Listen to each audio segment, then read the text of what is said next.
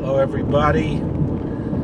Today is Gimel ER, which is the Yartzeit of the great tzaddik, Rebbe Yeshayale from Kerestir, who passed away in 1925 according to the secular calendar. This date in history, the Jewish calendar. He was one of the most popular Hungarian Hasidic saints of the early 20th century, and to this day he remains a very popular saint in Israel. I mean, when I was excuse me, I'm sorry. When I was a student at Or Sameach, I remember,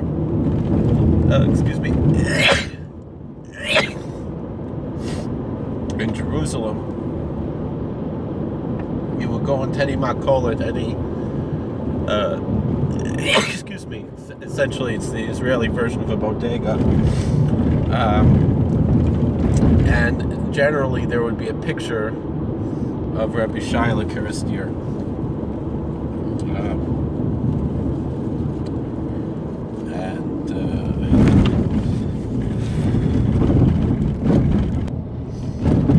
The popular legend would be that his picture would keep away mice.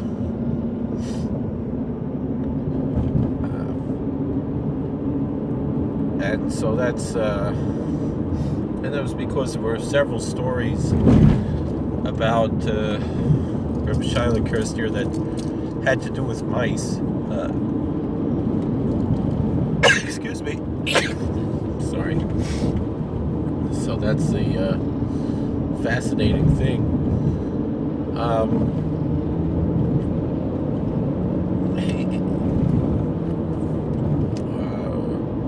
Just some things. So, and interestingly, I remember,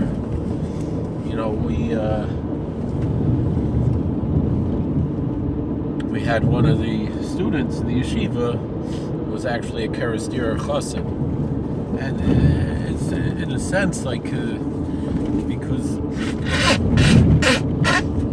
the previous Kerestir Rebbe from Williamsburg didn't have any children. He was adopted by him, so he's a shtickle the Rebbe, I guess, one of our classmates. So although he won't say that, but I'll say it. The interesting thing is that another friend of mine who's the Kerestir Rebbe, he said that he's the nephew of that Kerestir Rebbe. He's the son of the old Kerestir Rebbe from Miami. He told me that if you look at pictures of this classmate of mine and look at pictures of his uncle when he was that age, they look very similar.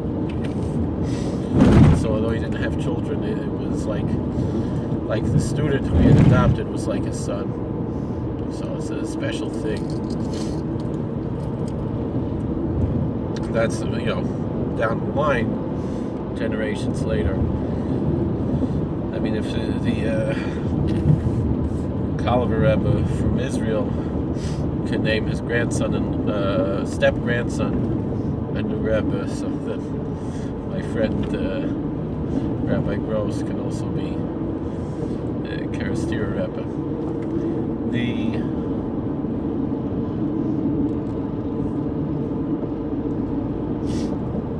You have to excuse me, my allergies this time of year. The greatness of Rebbe Yeshayale Kerestir, he was well respected both by Jews and Christians in his area. He was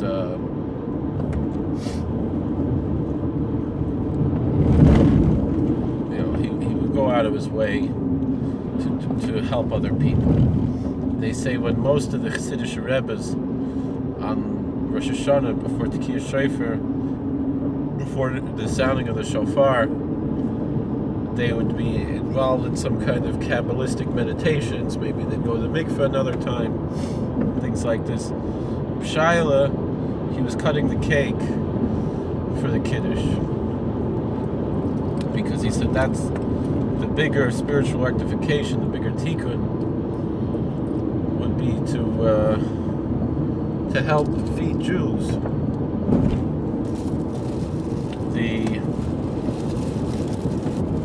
And he, was very known for his charitable efforts, constantly feeding the hungry. And to this day, there are charities in his memory for that purpose, to feed the hungry. And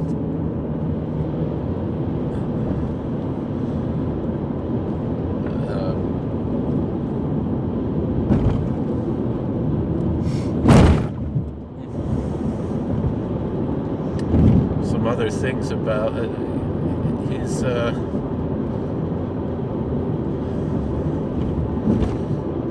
distantly related to me, not really related, through marriage. One of my ancestors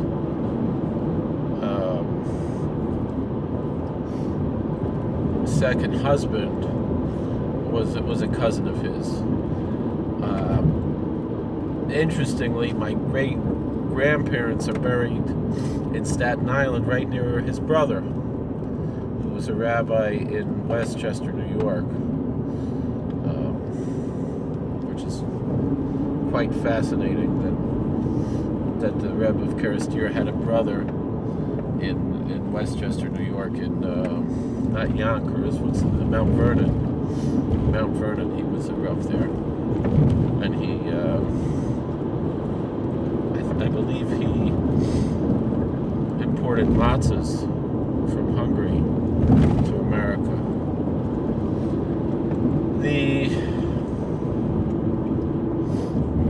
And my great-grandparents, my mother's father's parents, are buried about 30 feet away from him.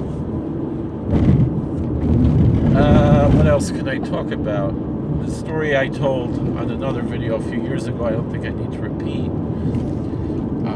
although I might as well. It was popular to go visit him, go to the tish and so forth, get his bracha, get a blessing from him, get a benediction from him.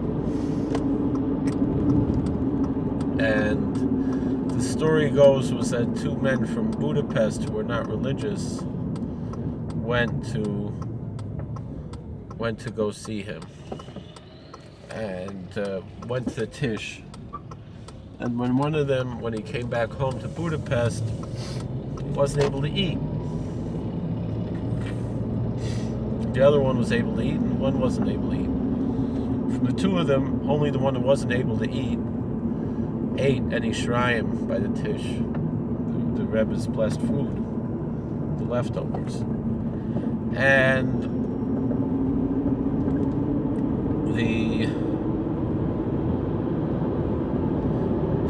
so the doctor asked, when was the last time you ate? And he said, it was Kerestir. So he said, that must be it.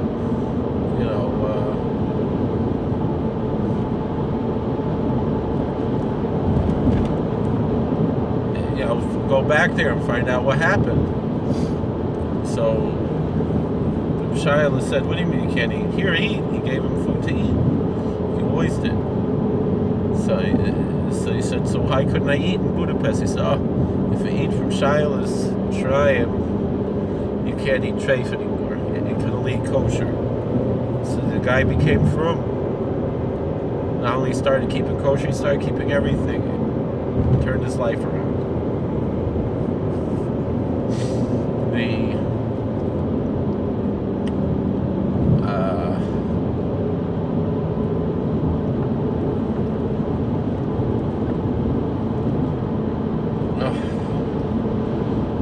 Some other stories.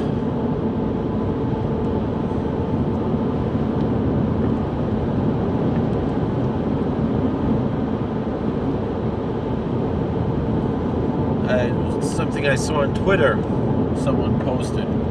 He said that because in the pictures that we have of Yeshayale, he's wearing a white scarf. He said that when he put his scarf around his neck, he sought to rectify the sin, the original sin, which separated the head from the heart. And he said when he gave food to those who were hungry, he sought to rectify the original sin, which was committed through eating. That teaches us, you don't have to be a big tzaddik to have kavanas like that. Whatever you're doing in life, if you live a mindful life, it also helps you become a more pious person. And that type of mindfulness, I know that's a buzzword right now, mindfulness. And generally mindfulness is associated with Buddhism. But if you, it really is something you can have in any tradition. And it's really something that's been part of our tradition forever, that the tzaddikim, all the way back to the prophets, that they would do certain things and say that and have in mind that these things represent, something deeper. I could think also, if you're putting on a tie, or you're closing the top button on your shirt or whatever, you could have in mind something like you're accepting Arba Mises Bezdin, the 4 capital punishments, including chenek, including strangulation, and and you could add to that this, which Yeshayale, his kavanah was to make the chibur back between the mind and the heart, and to rectify that which was separated. Even perhaps in the sense of the same type of act, but also it's you have mindfulness in it. And it's difficult to always do that, but once in a while, even, it doesn't hurt. Don't say, well, I'm not holding on that madrega. You're not holding on the madrega because you're not trying. If once in a while you have a kavanah like this when you eat, or when you do some action, you have mindfulness, it transforms your life. And again, it's not so easy to do. It's not as easy as it sounds. But you got to work on these things, and even to do it every now and then, it's a big accomplishment.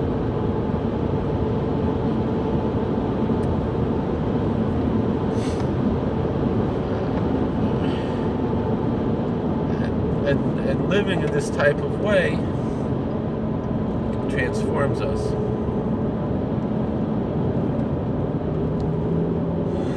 And so, to dedicate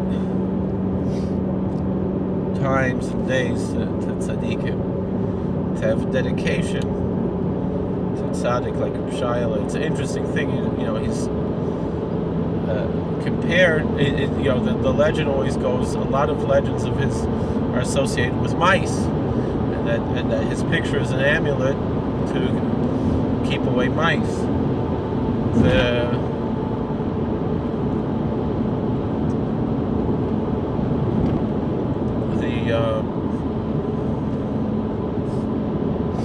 That idea with the mice, it's interesting. The Chok L'Yisrael is a daily study every day.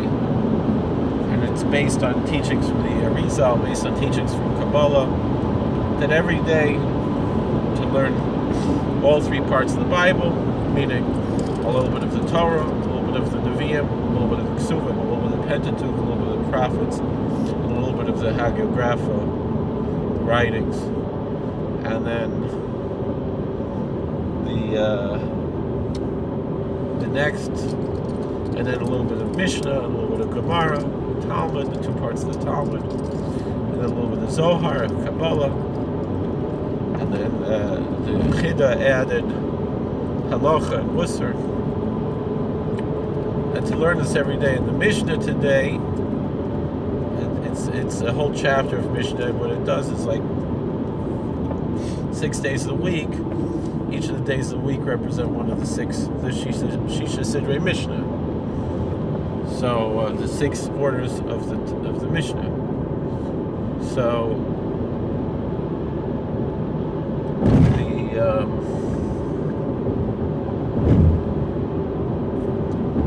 so today was Baba Basra Perek Yud, the 10th chapter of Baba Basra, and that fascinating thing of that is that there it mentions protection for mice, that you have to protect certain documents from being eaten by mice, but that you have to protect. So again, it's fascinating that should fall today. It doesn't happen every year, but that today it happened that on the Yartzeit of Yeshayale, this was mentioned in a study that people are studying all over the world, and have been. I mean, every year we read this Mishnah in the Chalach Israel, but that it should fall this year on Yeshayale's Yartzeit. It usually is around this time of year, but so it's a fascinating thing. And when you engage in mindfulness, you notice these things. You notice these not coincidences. These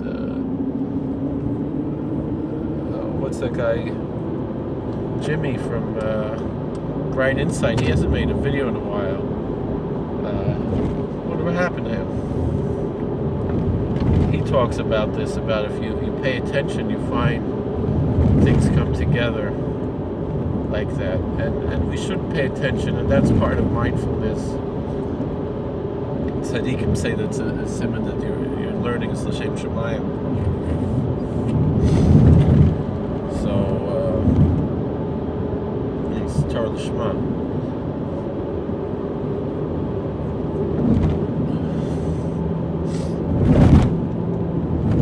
What else can we share today? It should be enough for now, I think. So thank you for watching. Please like, share, and subscribe, comment. I'm sorry I'm a little out of it today. I don't know what's happened. But the schus of the big tzaddik, Yeshayale ben Moshe, we should be zoiche to all Ashboy's toivus, to learn and to daven,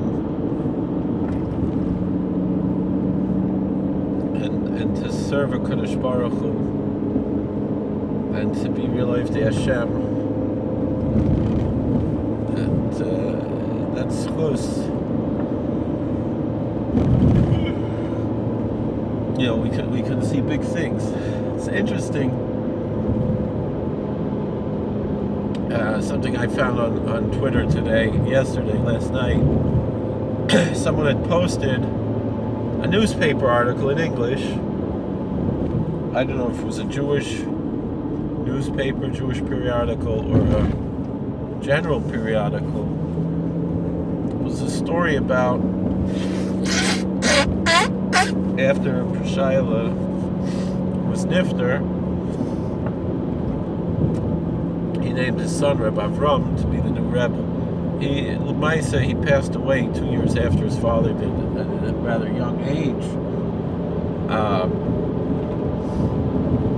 But it seems that he was not as matzliach as his father was, and his hatzlacha, his success, was not only a success for himself, it was a success for the whole community, right? Because the word spread. You go to Rebbe for bracha, so then you're going to go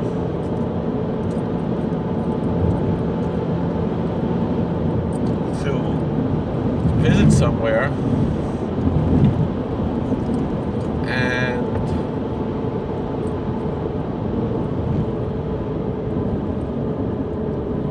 you will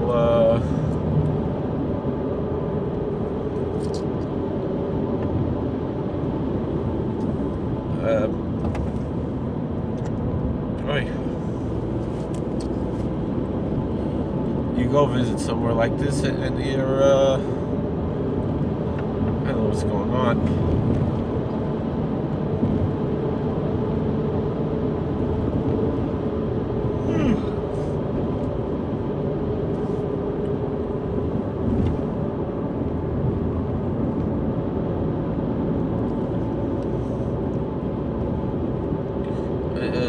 people around there, they're gonna, everyone wants to go visit the Rebbe, so all the hotels be full and everything. I'm sorry, I don't know what's going on.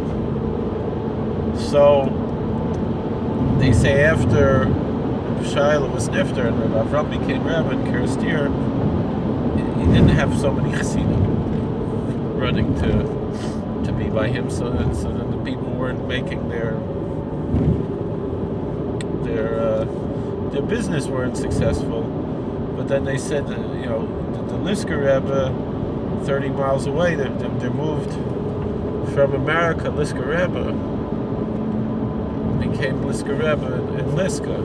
I don't know who it was. I don't know if it was Taka.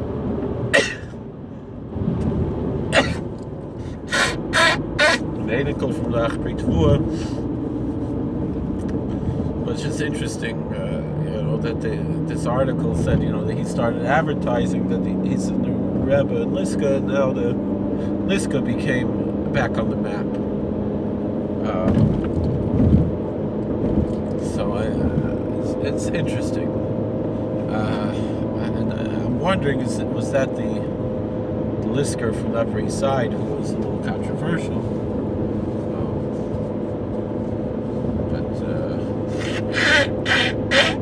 Excuse me. Although he was, I think that the Lisker Rebbe from the Upper East Side, they say he was good friends with Jackie Gleason, something like that.